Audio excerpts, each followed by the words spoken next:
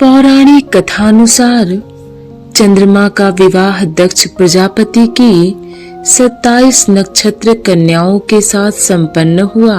दक्ष प्रजापति की उन 27 कन्याओं में रोहिणी बहुत खूबसूरत थी। चंद्र का रोहिणी पर अधिक स्नेह देख शेष कन्याओं ने अपने पिता दक्ष से अपना दुख प्रकट किया।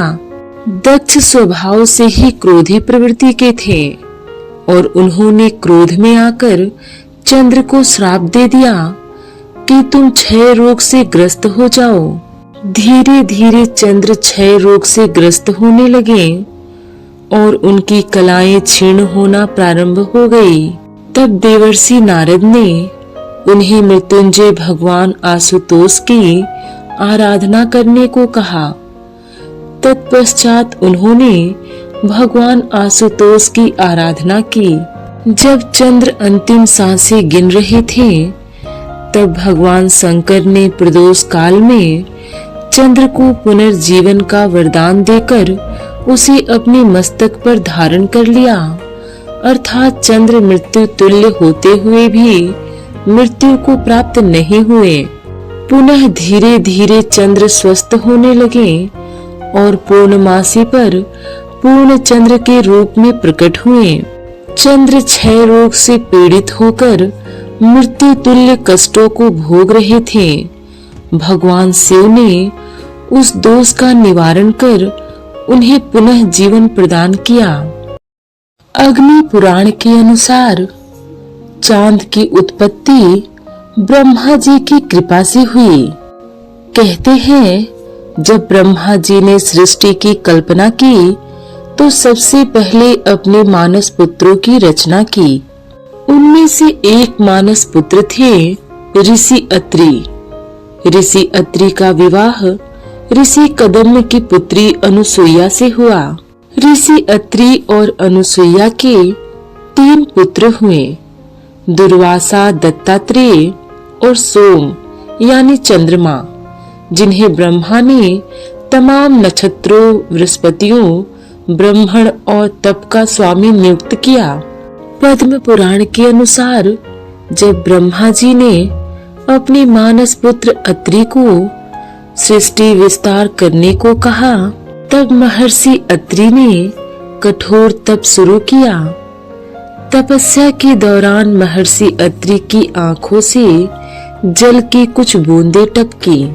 उन प्रकाशमयी बूंदों को दिशाओं ने स्त्री रूप में प्रकट होकर ग्रहण कर लिया, लेकिन प्रकाशमान गर्भ को दिशाएं अधिक देर धारण न कर सकें। दिशाओं ने गर्भ त्याग दिया, जिसे ब्रह्मा ने पुरुष रूप में चंद्रमा बना दिया।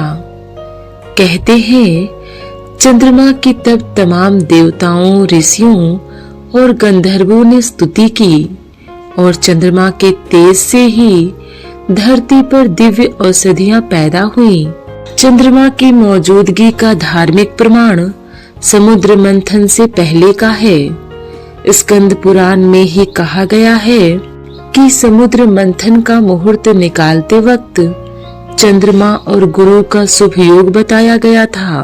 धार्मिक मान्यताओं के अनुसार चंद्रमा का विवाह दक्ष प्रजापति की 27 कन्याओं से हुआ था। ये सभी कन्याएं 27 नक्षत्रों की प्रतीक मानी जाती हैं। इन्हीं 27 नक्षत्रों के योग से एक चंद्रमास पूरा होता है। वैसे चंद्रमा की 27 पत्नियों में सबसे चर्चित नाम रोहिणी का ही है। सभी नक्षत्रों में भी रोहिणी नक्षत्र को उत्तम माना गया है। चंद्रमा अपनी पत्नी रोहिणी से सबसे ज्यादा प्रेम करते थे, यह तो जग जाहिर है। बुध ग्रह को चंद्रमा और रोहिणी की ही संतान माना जाता है।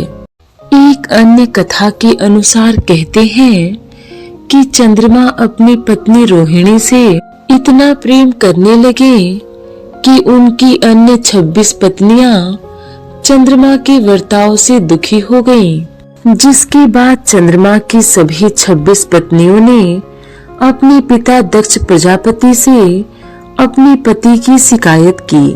बेटियों के दुख से क्रोधित दक्ष ने चंद्रमा को श्राप दे डाला। दक्ष के श्राप के बाद चंद्रमा क्षय रोग के शिकार हो गए। श्राप से ग्रसित होकर चंद्रमा का तेज क्षीण पड़ने लगा। इससे पृथ्वी की वनस्पतियों पर भी बुरा असर पड़ने लगा।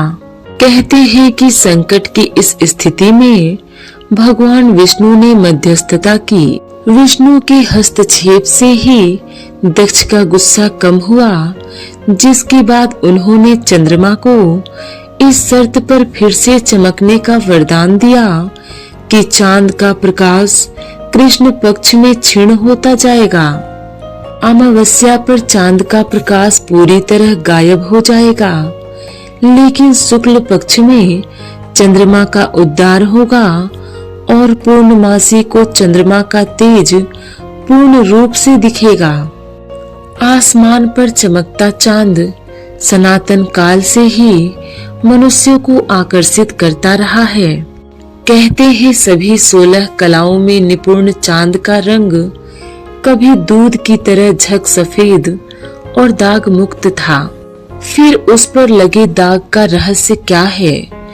कभी पूरी तरह श्वेत दिखने वाला चांद सृष्टि के अनुपम सौंदर्य का प्रतीक था, पर फिर कुछ ऐसा हुआ जिसने सफेद चांद के दामन पर दाग लगा दिया। चांद पर लगे दाग से जुड़ी भी कई पौराणिक मान्यताएं हैं।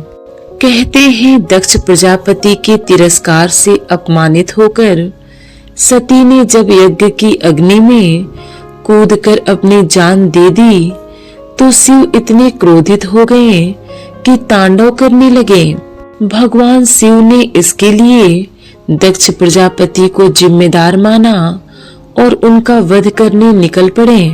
पौराणिक कथाओं के मुताबिक शिव ने दक्ष को लक्ष्य कर अचूक बाण से प्रहार किया।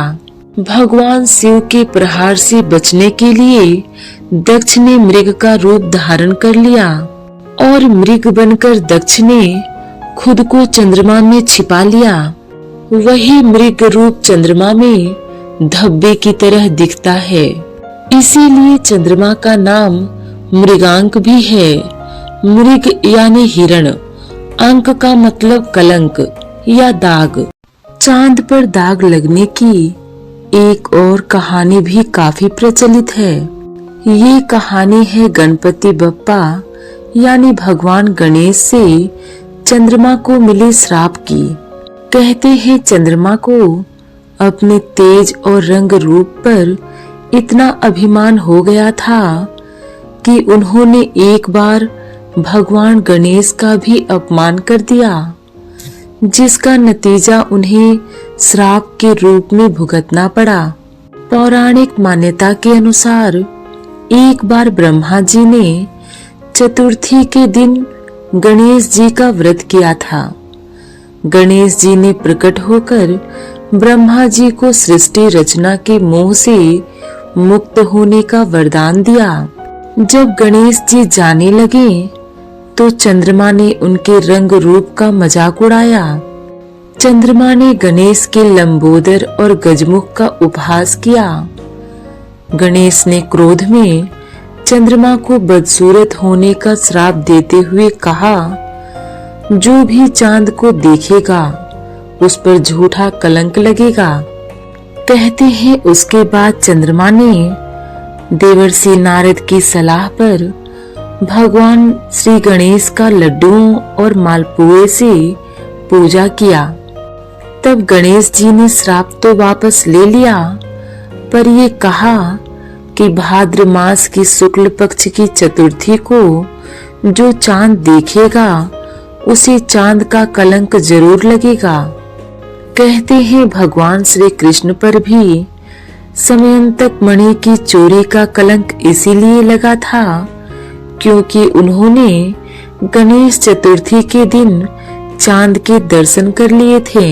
जल के देवता चंद्रमा, मन के कारक चंद्रमा, सभी 27 नक्षत्रों के स्वामी चंद्रमा, आदि काल से ही चांद को लेकर कई धार्मिक और सामाजिक मान्यताएं चली आ रही हैं। चांद के वजूद और अहमियत को लेकर कई तरह के दावे किए जाते रहे हैं। युगों युगों तक चांद इंसानों के लिए रहस्य और रोमांच का सबसे बड़ा केंद्र बना रहा और आज भी इसके ऐसे कई अनसुलझे रहस्य हैं जो दुनिया को हैरान करते हैं।